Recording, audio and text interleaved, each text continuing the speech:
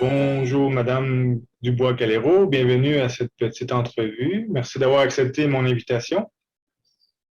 Et merci, Monsieur Binet, de m'avoir invité.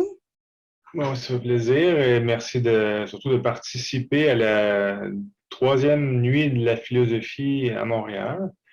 Donc, c'est la troisième année qu'on le fait. Deuxième année avec beaucoup comment je dirais, de participants ou de gens, de collaborateurs comme vous, parce que la première année était en 2020, c'était la pandémie, donc ça a été plus difficile. Mais cette année, encore, on a une dizaine de conférences et d'ateliers. Donc, merci de vous être lancé dans l'aventure avec nous pour cette année. Alors, on va commencer la petite entrevue avec d'abord que vous nous parlez de vous. Quel est votre cheminement? Qu'est-ce qui vous a amené à votre activité, votre domaine, en fait, ce que je comprends d'études et à la fois professionnelles et artistique, qui est le bio-art. D'abord, je suis très heureuse de participer à la nuit de la philosophie, surtout que, en fait, je ne suis pas véritablement philosophe, mais c'est mon parcours qui m'a amené quand même à rencontrer la philosophie dans certains coins de rue. Et sinon, oui, en fait, je suis initialement scientifique. J'ai un doctorat en biologie végétale. Et c'est, euh, c'est- je me suis dirigée vers le bioart, en fait, pour faire de la science d'une façon un peu différente. En fait, c'est même pour aller plus en avant dans ma démarche de recherche scientifique. Parce qu'en fait, il me semble qu'on parle de la science d'une manière un peu trop froide peut-être. Et en fait, on parle juste d'un aspect de la science qu'on a un peu théâtralisé, qu'on a mis en scène, qui a, qui a toujours raison, et, et, et qui n'est pas tout à fait exact et qui aussi ne prend pas en compte en fait le vrai rapport du public, des gens avec la science. Parce qu'en fait, on subit ou bien on peut aussi bien sûr profiter de beaucoup de techniques scientifiques, de beaucoup de connaissances, mais toutes ces connaissances ont aussi une influence sur nous et aussi, il faut qu'on réfléchisse à ça en fait. Et c'est principalement euh, pour pour ça que le bioart est pour moi quelque chose de très important parce que c'est en fait une réflexion sur la biotechnologie. C'est une réflexion scientifique, mais c'est surtout une réflexion sur qu'est-ce que, euh, quelle est notre position en tant qu'humain par rapport à nos propres connaissances, comment, en fait, comment on les accepte, comment on les vit et qu'est-ce que ça veut dire exactement pour nous. Comme vous l'avez mentionné, le lien, parce qu'en philosophie, de façon traditionnelle, si on pense l'origine où les philosophes classiques étaient à la fois artistes, scientifiques, ingénieurs, étaient à la fois savaient unir tous les plans de l'activité humaine.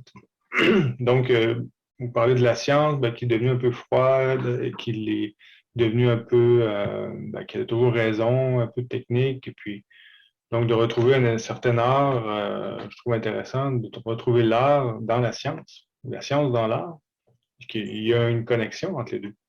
Oui, absolument. Une connexion qu'on a un peu perdue Mhm. et, et qui, mais qui est en fait extrêmement d'actualité parce que comme on a la possibilité de manipuler l'humain,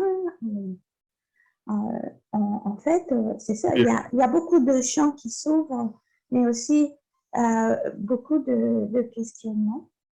Et c'est pour ça que effectivement, c'est important que la science redevienne un peu ce qu'elle était avant, mais ben, pas totalement bien sûr, mais qui est quand même une réflexion autour de nous et enfin, de nous scientifiques et aussi c'est une mais pas dans le sens pas dans le sens de critiquer ou de dire que ça c'est bien, ça c'est pas bien, non, mais plutôt essayer de voir ensemble que euh, ce que la science nous demande en tant qu'humains, en fait. Comment, euh, parce qu'il va, il va y avoir, il y a beaucoup de choses qu'on doit comme accepter de la science. Mais est-ce qu'on, pourquoi, dans quelle mesure ça peut, comment dire, comment réfléchir nous-mêmes, en fait, sur ce qu'on est et ce qu'on veut être dans un futur. C'est ça, en fait, d'une certaine manière. Donc, d'où la réflexion de ce qu'est l'être humain fondamental pour ne pas dépasser certaines... plutôt faire certaines erreurs, tu sais, peut-être. Oui, ou du moins, au moins, en être conscient et réfléchir dessus. C'est des erreurs, on en fera toujours, c'est certain. Mais, Oui. Mais déjà, être conscient de ce qui se passe et savoir d'une certaine manière ce qu'on veut. Est-ce qu'on l'accepte ou est-ce qu'on ne l'accepte pas? Est-ce qu'on prend le risque ou pas? Mais c'est quand même une décision commune d'une certaine manière. Donc c'est pour ça qu'il est quand même bon, je pense, que tout le monde participe et que la science, en fait, ne se renferme pas d'une certaine manière dans une tour d'ivoire et que on est juste à accepter sans réflexion, en fait. Parce que malheureusement, même pour les cellules souches, dans beaucoup de cas, en fait, les réactions ou bien les réflexions viennent un peu trop tard. Après. Après. Des choses qu'on aurait pu peut-être avoir ou voir avant, on le voit après. C'est ça. Parce qu'en fait, je pense une partie du public ou les gens ne te rendent pas... Bien sûr, ils savent, ils ont les informations, mais ils ne se rendent pas compte exactement de ce que ça veut dire. Parce que derrière le jargon scientifique, c'est sûr, il y a des idées, il y a des faits. Mais parfois, c'est un peu difficile de comprendre exactement ce qu'il y a derrière. Pour le bio-art, ça consiste en quoi, en fait, pour les gens qui nous écoutent? En fait, c'est une sorte de réflexion visuelle sur la science. Parce que, en fait, il y a des choses qui sont relativement complexes à expliquer mais du moins, comment dire, pas véritablement, parce que le but, c'est pas d'expliquer scientifiquement les choses. Le but, c'est de montrer les problèmes. C'est-à-dire de soulever des questions. Et parfois, on peut visuellement soulever des questions beaucoup plus facilement qu'en expliquant à travers des longs textes. Parce qu'une image vaut 1000 mots, c'est exactement ce que la philosophie du bioart, ce qu'on peut dire, c'est qu'en fait, on utilise l'art visuel pour expliquer ou pour ouvrir des questions. Par exemple, le plus connu, c'est Eduardo Cat et son lapin fluorescent. Donc, c'est sûr que c'est joli la nuit, le soir,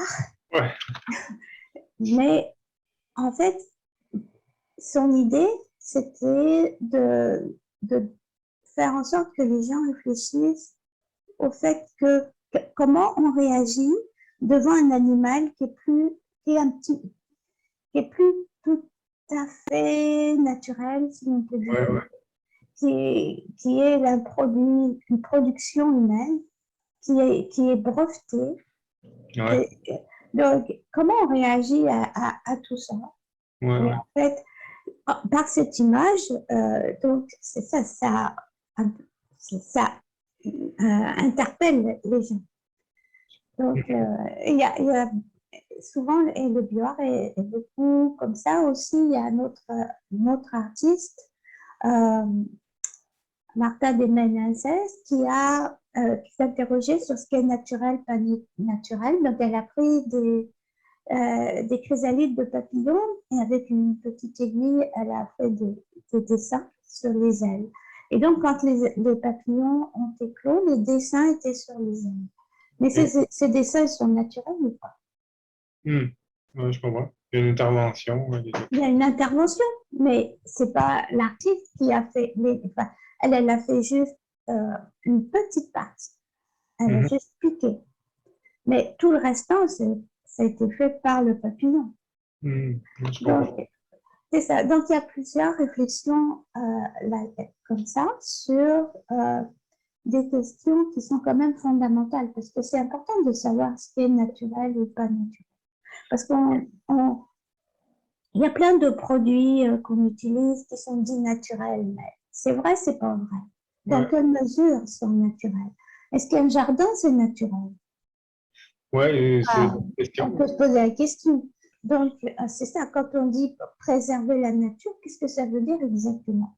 Ouais. Aussi, on dit, ben, on fait plein de produits qu'on dit non naturels, mais en même temps, nous, comme êtres humains, on est un produit de la nature. Donc, qu'est-ce qui sort de nous? Est-ce que c'est naturel? C'est Exactement. bon, une bonne réflexion. Une des questions que je trouvais intéressante, ben, on s'était déjà parlé, il y avait euh, en lien avec le au niveau biologique, c'est sûr qu'il y a des questions, qu'est-ce que l'être humain, qu'est-ce que la conscience, qu'est-ce qui participe de la conscience, en lien avec ça, par exemple, le corps humain, on parlait, ben, la frontière devient floue quand on regarde tranquillement qu'est-ce que le corps humain, qu'est-ce qui nous appartient, parce qu'on sait qu'une bonne partie de la masse du corps, ce sont des bactéries qui ne sont pas de... Lorsqu'on va observer différemment, on observe en profondeur, on voit que les limites du corps humain deviennent floues dans le sens où il y a plein de bactéries qui habitent sur le corps, dans l'intestin. On sait qu'il y a une bonne partie du corps humain qui n'est pas du corps comme tel, donc, et même participe, il y a une symbiose entre les deux.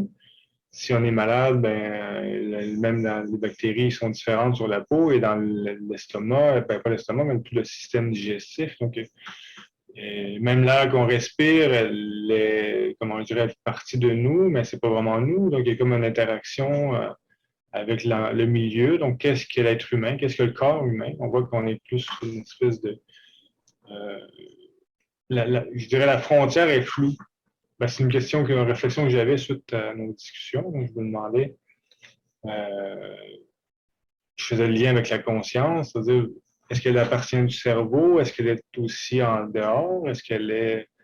Où est la conscience? Donc, ça amène beaucoup de questions, tout ça, si je veux en venir.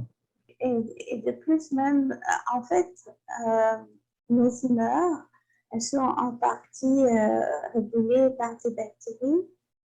Euh, et effectivement, comme vous dites, il y a la limite entre l'humain et le non-humain est en réalité très floue. Hmm. Parce que, en fait, la plupart, la grande majorité, je crois qu'il y a 10 fois plus d'informations génétiques dans nos bactéries que dans nos cellules humaines. Mhm. Donc, en fait, c'est sûr qu'on est complètement, en fait, on n'est pas exactement humain, on n'est Ouais, pas tout à fait bactérien, mais ce qui est aussi intéressant, c'est que, en fait, comment, comment tous ces organismes, en fait, qui sont différents, comment on arrive à tous travailler ensemble. ouais. Qu'est-ce Et qui... c'est ça, qu'est-ce qui fait que Et apparemment, il n'y a pas de... C'est pas comme dans la théorie darwinienne de l'évolution où il y a un meilleur. Il n'y a pas de meilleur. En fait, c'est plutôt une organisation plus ou moins démocratique où tout le monde, finalement, va essayer de tirer son épingle du jeu au mieux, sans léser les autres ou au minimum. Et donc, oui, c'est... On pourrait dire qu'il y a presque plus que ça fait penser à une chose que j'avais lue, c'est que dans la nature, finalement, on se rend compte qu'on a longtemps été avec la mentalité de compétition, tout lutte pour la survie, mais en fait, on se rend compte que non, il y a plus de collaboration, de coopération que de réelle compétition. Il y en a, à certains moments, mais c'est plus collaboration, parce que si un prend le dessus, l'autre meurt, donc les deux vont mourir au bout de la ligne. Donc, ça marche. Exactement. Et là, surtout sur les études sur l'immunologie, c'est ce qu'elles montrent. En fait, il y a pas de bonnes bactéries. Les streptococcus, ils peuvent être aussi bien dangereux pour nous, mais d'un autre côté, ils sont indispensables. On en a tous sur la peau et ils permettent de contrôler les inflammations, etc. Donc, en fait, il n'y a rien qui soit bon ou mauvais. C'est juste une question de communication. Quelle est cette voie étrange? En fait, on arrive à se parler, mais nous, on est complètement inconscient. On est complètement, comment dire, rejeté, on est complètement à l'extérieur de ces conversations qui nous concernent, parce que c'est quand même notre santé. Mais c'est uniquement entre bactéries, entre cellules. Et nous, en fait, on a l'impression qu'on peut faire quelque chose parce qu'on se considère toujours comme, en fait, l'être agissant. Et en fait, c'est pas nous qui agissons. C'est assez oui, il y a comme une partie. Oui. Il y a comme une partie, c'est ça, comment je dirais, qui ne dépend pas de nous, mais il y a une partie qui dépend de nous. Qu'est-ce qui dépend de nous et ça revient à, ça peut penser aux anciens philosophes stoïciens qui nous disaient les choses dépendent de nous et certaines ne dépendent pas de nous. Donc, de se concentrer sur ce qui dépend de nous. En même temps, une symbiose avec, si on arrive au moins à diriger notre mental sur des choses qu'on peut diriger, il va y avoir une symbiose. Ou du moins accepter aussi qu'en fait, il faut prendre en compte toutes les parties, en fait. Pas juste, par exemple, la partie humaine en considérant qu'on est tous identiques. Voir aussi que, en fait, si on commence à détruire une partie de nos micro-organismes, de notre microbiote pour X raisons, ça va nous affecter. Même si, en fait, mais même s'il y a des études scientifiques qui disent que directement, ça n'affecte pas les cellules humaines, par exemple, c'est pas, mettons, un produit quelconque. Si ça en fait, entraîne une réaction extrêmement négative de notre micro-organisme, de nos micro-organismes, c'est nous qui allons, en fait, au bout du compte, en pâtir. Bien sûr, nos micro-organismes. Et c'est tout un raisonnement parce que, sur la médecine. Parce que la médecine, en fait, ça soigne uniquement la partie totalement humaine. Soigne vraiment à partir des essais sur des cellules humaines, des cellules ADN humain. Mais en fait, on n'est pas juste des cellules ADN humain. C'est le problème. Et donc, et c'est aussi, c'est ça, d'une certaine manière, une sorte de philosophie de la vie aussi, parce que c'est ça, on a l'impression qu'on peut agir, qu'on agit, qu'on peut, mais on élimine on élimine les autres éléments parce qu'on ne les voit pas, parce que on ne les connaît pas. Alors du coup, on essaye de tuer.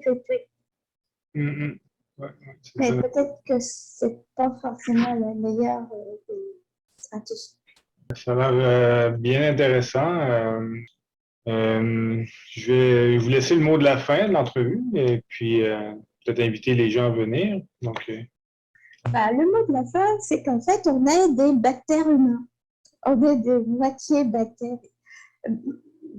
moitié humains. Il faut arriver à accepter notre situation.